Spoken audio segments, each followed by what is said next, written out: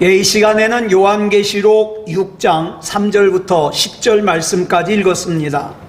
오늘은 요한계시록 17번째 시간으로 부제목은 제단 아래에 있는 영혼들입니다. 제단 아래에 있는 영혼들. 우리는 지난 시간에 첫 번째 인을 떼는 걸 봤어요. 이 인을 누가 떼냐? 예수님이 뗍니다. 그런데 첫 번째 인을 떼니까는 흰말을 탄 자가 활을 잡고 나타났다 그랬죠? 가짜 예수. 자, 오늘은 둘째 인을 떼는 것부터 살펴보겠습니다. 둘째 인을 떼니까 붉은 말을 탄 자가 나와요. 이 붉은 말을 탄 자가 나와서 화평이 제하여지고 칼이 나왔다 그랬어요. 이건 무슨 뜻이냐? 전쟁입니다. 그러면 뭐 지금 러시아와 우크라이나가 싸우는 그런 전쟁만 얘기하냐? 아니요. 이 세상에는요 아주 다양한 종류의 전쟁이 있어요. 물론 러시아와 우크라이나도 싸우고 이스라엘과 이란도 싸우고 막 그러는데, 이런 나라 간의 전쟁도 있지만 인종차별의 전쟁도 있어요. 이웃과의 전쟁도 있어요. 심지어는 가족들과의 전쟁도 있어요. 아주 다양한 전쟁들이 있어요. 게다가 우리가 믿음다운 믿음으로 신앙생활을 하려면 이 세상에서 영적 전쟁도 해야 돼요. 예. 그런데 예수님께서 다시 오실 날이 가까워 올수록 여러분, 세상은 점점 더 악해집니다. 그리고 크고 작은 전쟁들은 더 많아지게 돼 있어요. 그걸 얘기하는 거예요. 그 다음에 셋째 인을 떼니까 검은 말을 탄 자가 저울을 들고 나왔다 그랬어요. 저울은 뭡니까? 경제죠. 경제적인 어려움이 온다. 그 다음 넷째 인을 떼니까 청황색 말을 탄 자가 와요.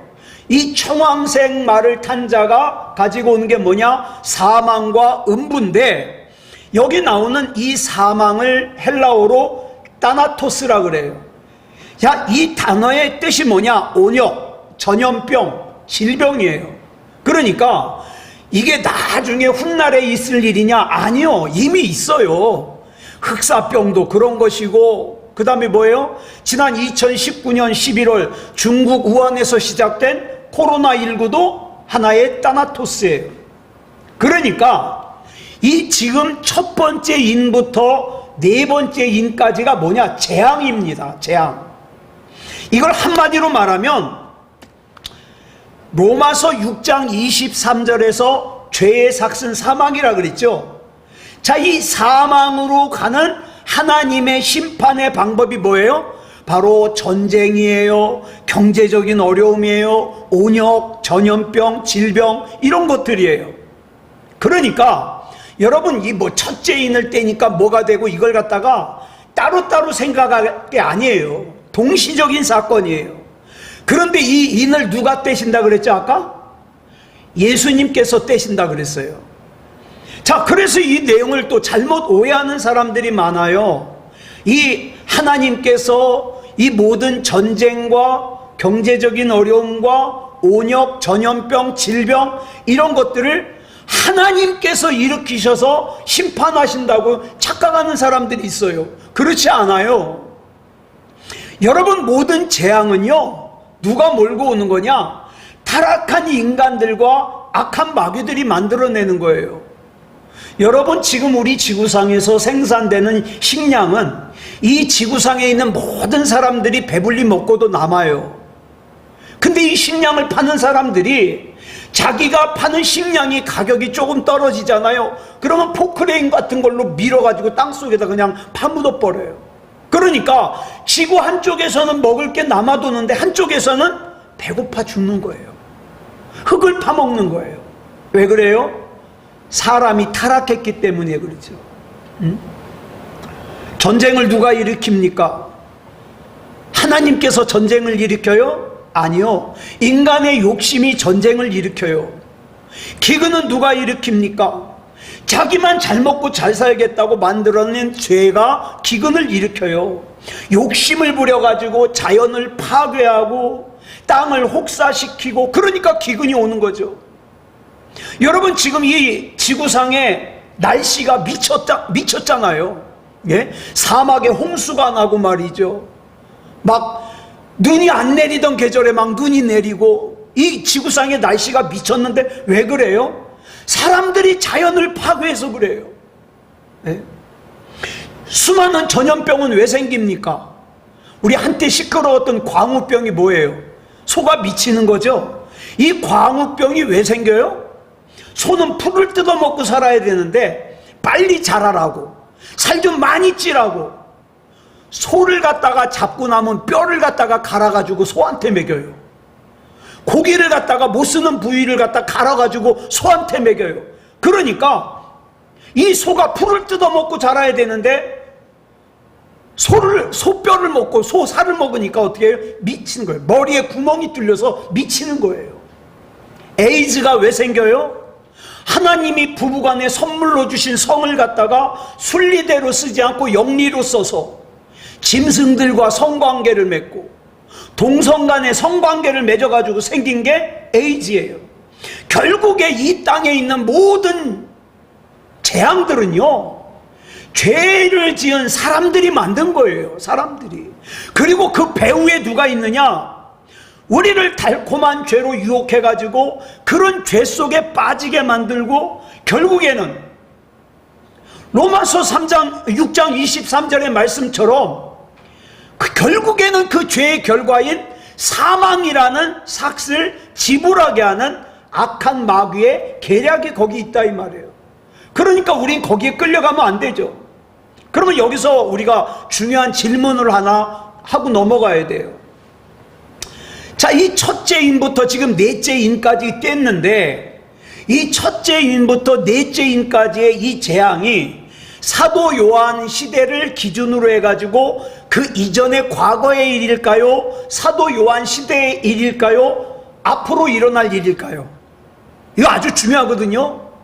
이단들은요, 무조건 미래로 막 갖다 놔요. 이 질문을 우리가 해결하기 위해서 질문 하나를 더하자면, 요한계시록 6장 9절에 보면은 죽임을 당한 영혼들이 나와요. 죽임을 당한 영혼들. 이들이 누굴까? 우리 한번 같이 읽어볼까요? 시작. 다섯째 인을 떼실 때에. 자, 우리가 이제 앞에서 첫째 인부터 넷째 인까지 뗐어요. 재앙이 왔어요. 이제 다섯째 인을 떼는 거예요. 그 다음에 뭐가 나옵니까? 시작. 내가 보니 하나님의 말씀과 그들이 가진 증거로 말미암아 죽임을 당한 영혼들이 제단 아래에 있어. 그러니까 여러분, 7개의 인이 전부 재앙이 아니에요. 첫째 인부터 넷째 인까지는 분명히 재앙이에요. 그런데 다섯째 인은 뭡니까? 그 재앙으로 말미암아 죽임을 당한 영혼들이 나와요.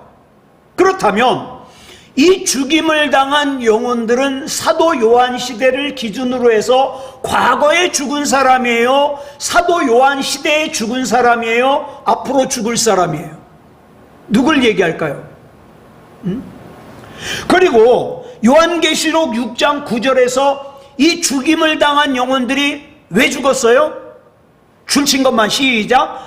하나님의 말씀과 그들이 가진 증거로 말미암아.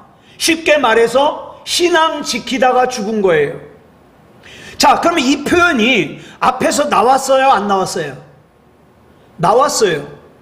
요한계시록 1장 9절에서 요한이 뭐라 그럽니까? 시작. 나 요한은 너희 형제요 예수의 환난과 나라와 참음에 동참하는 자라. 하나님의 말씀과 예수를 증언하였으므로 말미암아 반모라 하는 섬에 있었더니. 자, 여기 보니까 사도 요한이 지금 반모라고 하는 섬에 유배를 당했는데, 왜 유배를 당했는가 보니까 예수의 환난과 나라와 참음에 동참하느라고 어떻게 해요? 유배를 당한 거예요. 자, 그러면서 그런 자기를 뭐라고 소개를 하느냐? 나 요한은 너희 형제요 예수의 환난과 나라와 참음에 동참하는 자라. 그러면 다시 돌아가서 하나님의 말씀과 그들이 가진 증거로 말미암아 죽임을 당한 영혼들을 사도 요한 이전으로 봐야 될까요? 사도 요한 시대로 봐야 될까요? 사도 요한 이후로 봐야 될까요? 지금 사도 요한이 동참했잖아요. 그러니까 사도 요한 시대예요. 자, 그렇다면 이걸 근거로 해서 이제 첫째 인부터 넷째 인까지의 재앙을 해석하면 이 재앙은 언제적 재앙이냐? 사도 요한 당시의 재앙으로 보는 것이 맞아요. 그러니까 7개의 인을 뗀다 그래서 무조건 앞으로 일어날 일이 아니에요. 세 번째 인도 그래요. 자, 5절부터 6절까지 볼까요? 시작. 셋째 인을 떼실 때에 내가 들으니 셋째 생물이 말하되 오라 하기로 내가 보니 검은 말이 나오는데 그 탄 자가 손에 저울을 가졌더라. 내가 네 생물 사이로부터 나는 듯한 음성을 들으니 이르되 한 데나리온의 밀 한 대요 한 데나리온의 보리 석 대로다. 이건 뭔 말이냐? 여러분, 한 데나리온은 남자 장정 하루 품삯이에요. 그런데 한 데나리온의 밀이 한 대래요. 보리가 석 대래요. 우리는 이게 뭔 말인지 잘 몰라요. 그런데 사도 요한 당시에 살았던 사람은 이 말을 보면 금방 알아요. 이건 우리 평소보다 8배나 비싼데? 알아. 즉 요한계시록을 읽는 사도 요한 당시의 사람들은 이 말이 경제적인 어려움을 뜻하는 말이구나 금방 알아요. 금방 알아. 그러니까 첫째인부터 넷째인까지는 앞으로 일어날 일이 아니라 사도 요한 당시에 그리스도인들이 당했던 어려움, 환난, 박해, 순교예요. 뭘 위해서? 복음을 위해서, 신앙을 위해서. 그런데 여러분, 우리가 사복음서를 보면서 예수님 당시에 있었던 회당장 야이로 얘기, 안진뱅이가 일어나는 얘기, 한쪽 손이 말랐던 사람이 손이 펴지는 얘기를 읽으면서 어떻게 해요? 우리 삶에 적용하죠. 마찬가지예요. 사도 요한 당시에 그리스도인들이 당했던 어려움, 환난, 박해, 순교 역시 지금 우리 삶에 적용할 수 있어요. 그런데 앞에서 요한계시록을 시작하면서 이런 말씀 드렸어요. 요한계시록을 기록한 목적이 뭐냐? 성도들에게 용기와 격려를 주기 위해서 기록했다 그랬어요. 그러면 여러분 보세요. 첫째 인부터 넷째 인까지 읽으면서 위로가 돼요? 격려가 돼요? 가짜 그리스도가 나타나고 그 다음에 전염병이 나고 경제적으로 어려워지고 위로가 돼요? 이게? 안 되죠. 자, 그런데 보세요. 이 요한계시록은요 언제 기록됐냐면 초대교회 2세대 3세대 그리스도인들에게 준 편지예요. 그러니까 초대교회 1세대는 어때요? 예수님 봤잖아요. 예수님을 직접 본 사람들이에요. 예수님의 말씀을 직접 들은 사람들이에요. 부활하신 예수님을 직접 목격했던 사람이에요. 그래서 사도들을 비롯해서 초대교회 1세대들은 신앙이 확고해요. 그런데 초대교회 1세대가 지나고 예수님을 직접 보진 못했어요. 듣기만 했어요. 예수님의 말씀도 다른 사람을 통해서 들었어요. 부활을 직접 목격하지 못했어요. 그래가지고 초대교회 2세대, 3세대가 살고 있던 때가 언제냐? 주 95년, 96년경이에요. 요한계시록은 바로 이때 기록된 거예요. 자, 이때에 로마의 황제가 도미티안이라는 황제인데 말씀드렸잖아요. 자기 살아생전에 예수 믿는 것들 씨를 말리겠다고 박해하는 황제예요. 그래서 많은 사람들이 두려움으로 신앙이 흔들리고 있을 때예요. 게다가 이제 가짜 선지자까지, 가짜 전도자까지 나타나가지고 뭐라 그런지 아세요? 진짜 믿음이 좋은 사람은 걱정 없이 살아야 돼. 잘 먹고 잘 살아야 돼. 내가 잘 먹지 못하고 고생하는 것은 믿음이 없다는 증거야. 이러면서 거짓 복음을 전해요. 이게 진짜 거짓 선지자들이 있었어요. 이렇게. 이러한 때에 야, 진짜 신앙생활이라는 게 뭐냐? 어떻게 하는 거냐? 이걸 가르쳐 줌으로써 그들에게 힘과 위로와 격려와 용기를 주는 책이 요한계시록이라고요. 자, 그러면 이 요한계시록이 어떻게 힘과 위로와 격려와 용기를 줄까? 그건 이제 다음 시간에 좀 자세하게 살펴볼게요. 자, 그래서 박해를 당해서 죽임을 당한 영혼들이 5번째 인이에요. 그런데 아까 본문 9절에서 뭐라 그랬어요? 하나님의 말씀과 그들이 가진 증거로 말미암아 죽임을 당한 영혼들이 어디 있어요? 제단 아래 있다 그랬어요. 무슨 뜻일까요? 제단 아래. 여러분, 제단 아래에는 아무거나 놓을 수 없어요. 제단 아래에는 오직 한 가지만 놓을 수 있어요. 그게 뭐냐? 출애굽기 29장 11절부터 12절까지 보겠습니다. 시작. 너는 회막문 여호와 앞에서 그 송아지를 잡고 그 피를 네 손가락으로 제단 뿔들에 바르고 그 피 전부를 제단 밑에 쏟을지며. 레위기 4장 7절 보겠습니다. 시작. 제사장은 또 그 피를 여호와 앞 곧 회막 안 향단 뿔들에 바르고 그 송아지의 피 전부를 회막문 앞 번제단 밑에 쏟을 것이며. 제단 아래에는요 오직 한 가지 피만 쏟을 수 있어요. 어떤 피입니까? 하나님께 제물로 드려진 피. 저와 여러분이 이 땅에서 믿음을 지키기 위해 흘리는 피. 꼭 이 육체에서 나오는 피가 아니라 저와 여러분이 이 신앙을 끝까지 지키기 위해서 흘렸던 눈물, 아픔, 인내, 그런 것들 하나님이 아셔요. 그게 다 제단 아래 뿌려진다 이 말이에요. 다시 본문으로 돌아갈게요. 사도 요한 당시의 그리스도인들이 예수님을 구주로 믿고 하나님의 말씀을 지키는 것 때문에 박해를 받아요. 심지어는 순교까지 당해요. 근데 이들의 영혼이 제단 아래 있다 이 말이에요.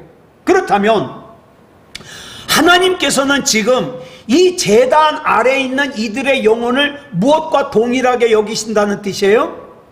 제물의, 그러니까 제단에서 흘려진 제물의 피와 똑같이 여기신다는 거예요. 그러니까 여러분 기억하십시오. 우리가 하나님의 의를 위하여 당하는 고난, 희생, 헌신, 자존심 상함, 손해보는 거, 당장에는 아무 의미가 없는 것처럼 여겨질 수 있어요. 그러나 우리 주님께서는 그 모든 것을 어떻게 여겨주신다? 제단에 뿌려진 제물의 피같이 여겨주신다. 그러니까 여러분, 저와 여러분이 하나님을 바라보며 하는 모든 일들은 헛됨이 없어요. 허무하지 않아요. 자, 그 다음 본문 10절 보겠습니다. 큰 소리로 불러 이르되. 누가 큰 소리로? 아까 말씀드린 하나님의 말씀과 그들이 가진 증거로 말미암아 죽임을 당한 제단 아래 있는 영혼들이 큰 소리로 불러 이르되. 뭐라고 얘기를 했을까요? 시작. 거룩하고 참되신 대주제여, 땅에 거하는 자들을 심판하여 우리 피를 갚아주지 아니하시기를 어느 때까지 하시려 하나이까 하니. 이 기도는 그러면 사도 요한 당시의 기도일까요? 앞으로 일어날 기도일까요? 사도 요한 당시의 기도예요. 그리고 아울러서 저와 여러분의 기도예요. 하나님, 제가 이렇게 눈물 흘리며 간절하게 하는 이 기도 언제 응답해 주십니까? 하나님, 언제 우리 가정의 문제 해결해 주실랍니까? 하나님, 언제 내 개인적인 문제 해결해 주시겠어요? 하나님, 언제 우리 주님의 몸된 새소망교회 부흥시켜 주시겠어요? 기도하는 거예요. 우리 피를 갚아주지 아니하시기를 어느 때까지 하시려 하나이까? 여러분, 이 기도에서 뭐가 느껴져요? 이 기도에서 섭섭함. 섭섭함, 억울함, 답답함. 그러니까 저와 여러분이 굉장히 중요한 문제를 놓고 하나님 앞에 기도하다가 느껴지는 그 느낌 있죠? 그거 당연한 거예요. 정상적인 거예요. 그러면서 7인이 끝나요. 자, 그래서 참 흥미로운 게 이 기도가 어느 때까지 갚아주지 아니하시기를 어느 때까지 하시렵니까? 이 기도가 하나님께 받아들여졌는지 하나님께서 응답하셨는지 언급이 없어요. 그리고 7인이 끝나요. 자, 그러면 그 결과를 알려면 뭘 봐야 되느냐? 그 다음에 나오는 7 나팔을 봐야 돼요. 그 다음에 나오는. 그런데 이 7 나팔 들어가기 전에 나중에 요한계시록 12장에서 더 설명을 드리겠지만 저와 여러분의 삶에 있어서 영적인 존재에 대하여 우리가 이해를 할 필요가 있어요. 예수님께서 서머나교회 기억나시죠? 정말 어려운 상태에서 신앙생활을 하는데 예수님께 칭찬 들었던 교회. 이 서머나교회에 하신 말씀이 요한계시록 2장 10절에 나오거든요. 같이 읽어볼까요? 시작. 너는 장차 받을 고난을 두려워하지 말라. 볼지어다 마귀가 장차 너희 가운데서 몇 사람을 옥에 던져 시험을 받게 하리니. 실제로 많은 그리스도인들이 감옥에 갇혔어요. 자, 그러면 이때 그리스도인들을 감옥에 가둔 사람들이 누구예요? 누가 가뒀어요? 여기 보니까 마귀가 가뒀다 그러죠. 그러면 한번 생각해 보세요. 우리가 알고 있는 마귀 어떤 모습이에요? 뿔이 나가지고 꼬리가 있고 삼지창 들고 그 마귀가 와가지고 막 그리스도인들 감옥에 가뒀을까요? 아니요. 이 당시에 그리스도인들을 감옥에 가둔 건 로마 군인들이에요. 근데 성경에서는 어때요? 로마 군인이 가뒀다고 하지 않고 마귀가 가뒀다 그래요. 즉 이 말은 그리스도인의 진짜 원수는 로마 군인이 아니라 그 로마 군인을 배후에서 조종하는 마귀라는 거예요. 이 말씀 왜 드리느냐? 저와 여러분이 이 세상을 살면서 때로는 정말 저와 여러분은 하나님 앞에서 신실하게 진실하게 거룩하게 살고 싶은데 저와 여러분의 속을 뒤집어 놓을 때가 있어요. 그죠? 어떤 때는 식구가 뒤집어 놔요. 어떤 때는 이웃이 뒤집어 놔요. 어떤 때는 같이 신앙생활하는 교우가 뒤집어 놔요. 그 사람을 원수로 보지 말라는 거예요. 그 사람을 배후에서 조종하는 악하고 더러운 사탄 마귀를 미워해야 된다는 거예요. 예. 그래서 저와 여러분이 사람에 대하여 서운한 마음, 사람에 대하여 미워하는 마음이 생길 수 있지만 그 마음을 우리가 거절해야 돼요. 나사렛 예수 그리스도 이름으로 명하노니 내 마음에 스며드는 섭섭한 마음은 떠나갈지어다. 미워하는 마음은 떠나갈지어다. 선포하고 마귀를 미워해야 돼요. 마귀를. 예? 그 사람을 배후에서 조종하는 마귀를. 여러분 에베소서 6장 12절 기억하시죠? 같이 읽겠습니다. 시작. 우리의 씨름은 혈과 육을 상대하는 것이 아니요 통치자들과 권세들과 이 어둠의 세상 주관자들과 하늘에 있는 악의 영들을 상대함이라. 하나님이 영이시듯 마귀도 영이에요. 이 영적인 부분을 우리가 잘 알아야 돼요. 이 부분을 세세하게 기록해 놓은 것이 나중에 우리가 요한계시록 12장에서 나눌 말씀이에요. 여러분, 사탄 마귀는 저와 여러분을 너무 잘 알아요. 새소망교회 이창원 목사는 이 부분에 제일 약해. 잘 알아요. 그래가지고 어떻게 해요? 그 잘 알기 때문에 저를 무너뜨리려는 계략을 짜는 거죠. 그러니까 내 힘만 갖고 싸우면 나는 이길 수가 없어요. 그러니까 어떡합니까? 주여 부르는 거예요. 지켜주시옵소서. 우리 가정 지켜주시옵소서. 우리 아들 우리 딸 지켜주시옵소서. 내 힘 가지고는 지킬 수가 없습니다. 이게 기도잖아요. 이게 기도잖아요. 그러면 우리가 이 전략, 마귀의 전략이 뭔지를 알아야 대처를 하죠. 사탄 마귀가 성경에 제일 먼저 등장하는 곳이 어디예요? 창세기 3장이에요. 여기서 아담과 하와에게 선악과를 먹게 하는 얘기가 나와요.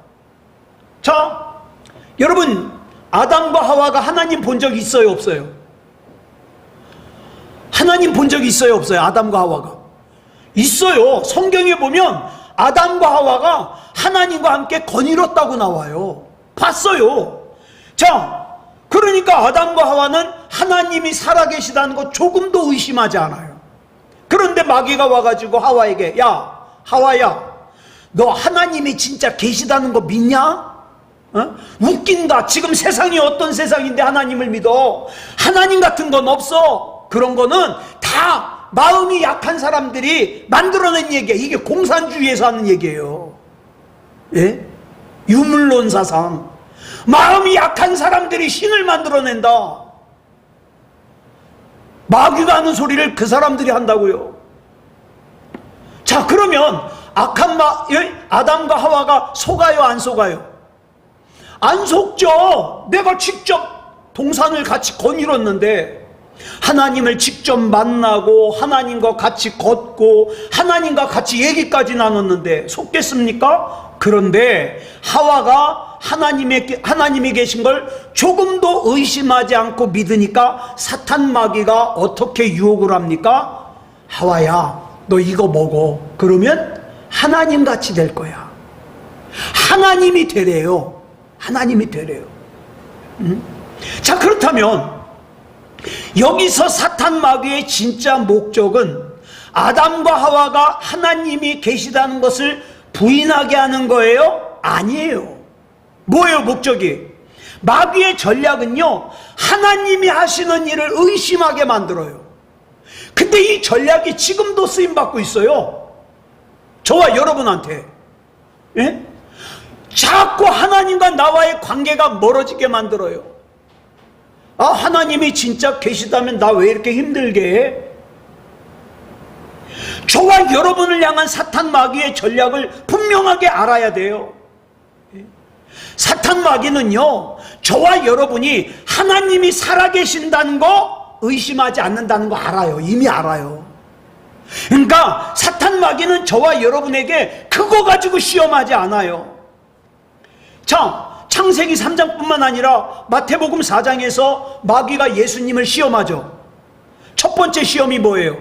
돌로 떡 만들어 먹으라는 거예요. 두 번째는요, 성전 꼭대기에서 뛰어내리라는 거예요. 세 번째는요, 자기에게 경배하라는 거예요. 근데 이 사탄 마귀의 시험에서 우리가 주의 깊게 봐야 될 것이 있어요. 이걸 알아야 우리도 이겨요. 그게 뭐냐? 지금 사탄 마귀는 예수님에게 능력이 있다는 걸 의심하는 게 아니에요. 사탄 마귀는 알아요. 예수님에게 능력이 있다는 거. 사탄 마귀가 진짜 노리는 게 뭐냐? 앞에 보던 조건, 네가 만일 하나님의 아들이거든, 이거예요. 의심하게 만드는 거예요. 악한 마귀는요, 이창원 목사가 하나님 계시다는 거 의심하지 않는 거 믿어요. 근데 뭘 가지고 의심하게 하느냐? 그런데 하나님이 진짜 살아계시다면, 네가 진짜 하나님 앞에 사랑을 받는다면 너 왜 그래? 너 왜 그렇게 힘들게 살아? 글쎄, 그런 순간 시험 들어요. 응? 예수님께서 하나님의 아들이라는 사실을 의심하게 만드는 것이 사탄 마귀의 진짜 계략이에요. 여러분, 사탄 마귀는요, 저와 여러분이 하나님을 확실하게 믿고 있다는 거 알고 있어요. 그래서 저와 여러분에게 하나님을 믿지 말라고는 안 해요. 믿지 말라고. 그런데 뭐라고 계약을 부리느냐? 하나님이 진짜 너 사랑하신다면 너 왜 가난해야 돼? 하나님이 너 진짜 사랑하신다면 왜 네가 이런 어려움을 겪어야 돼? 하나님이 너 진짜 사랑하신다면 왜 네가 아파야 돼? 하나님이 너 진짜 사랑하신다면 네가 왜 이런 어려움을 겪어야 돼? 자꾸 이렇게 속여요. 창세기 3장에서도 그랬고 마태복음 4장에서도 그랬고 앞으로도 쭉 그럴 거예요. 사탄 마귀는요, 의심하게 하는 자예요. 그러니까 저와 여러분은 내가 좀 잘 나가도, 내가 좀 힘들어도 잘 나간다고 교만하면 안 되고, 힘들다고 원망 불평해도 안 되고, 모든 것은 하나님께 있습니다. 지금 내가 가는 이 길도 하나님께서 내게 주신 길이니 믿음 가지고 나아갑니다. 하나님 책임져 주시옵소서. 나 약한 거 하나님 잘 아시잖아요. 나 내 힘만 가지고는 살 수 없어요. 하나님께서 책임져 주세요. 기도하고 나가는 거예요. 그 최종적인 목적, 마귀의 최종적인 목적은 하나님을 의심하게 하는 거예요. 그래, 하나님 계신 거 맞아. 근데 그 하나님이 너하고 무슨 관계인데? 관계가 있다면, 사랑한다면 이러면 안 되잖아. 그 순간 시험에 드는 거예요. 그래서 관계를 깨뜨리고 결과적으로 하나님께서 주신 사명을 놓아버리고 하나님으로부터 멀어지게 하는 거예요. 아유, 나 이제 교회 안 나가. 아유, 나 이제 예배 안 드려. 마귀가 얼마나 잔치할까요? 마귀가. 이걸 알고 절대 마귀의 뜻대로 되어서는 안 돼요. 절대. 그래서 정말 이 마귀의 계략을 알고 하나님 앞에서 올바로 서는 그런 저와 여러분이기를 그리스도 예수님의 이름으로 축복합니다. 기도하겠습니다. 사랑의 아버지 하나님, 감사합니다. 오늘도 요한계시록의 말씀을 통하여 제단 밑에 있는 성도들의 기도를 살펴봤습니다. 하나님, 때로는 그 제단 밑에 있는 성도들이 우리 자신이 될 때가 있습니다. 때로는 우리 기도가 너무나도 힘들고 눈물이 나고 한숨이 날 때가 있습니다. 그러나 절대로 마귀의 계략대로 끌려가지 말게 해 주시옵소서. 내 상황과 처지와 형편이 어찌하든 나는 하나님 편에 서 있습니다. 하나님은 내 편이십니다. 하나님의 뜻 가운데 나를 인도해 주시옵소서. 에스더가 그랬듯이 죽으면 죽으리이다. 하나님 앞에서 모든 것 맡기고 나아가는 하나님의 사람이게 하여 주시옵소서. 모든 것을 우리 주님 앞에 맡겨드리오며 그리스도 예수님의 이름으로 간절히 기도드려 싸움나이다. 아멘.